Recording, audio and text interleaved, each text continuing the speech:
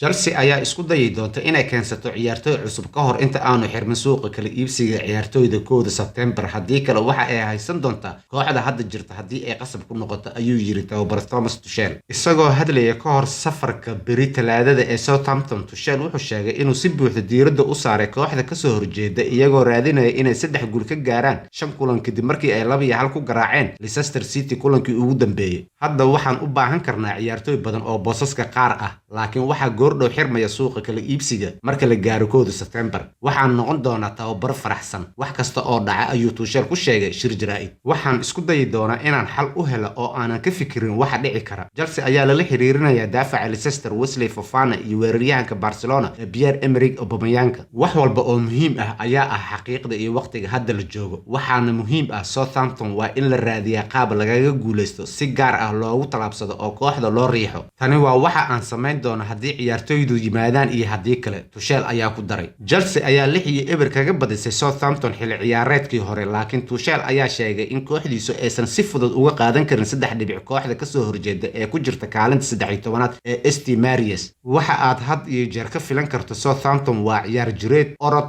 ciyaar xamaasad leh. Tuchel ayaa sidaas yiri. Sidaas darteed waxaan u baahanahay inaan si fiican u soo kabsano oo aan si fiican ugu diyaar garowno inaan fursad u helno inaan ku celino wixii aan sameynay xilli ciyaareedkii hore.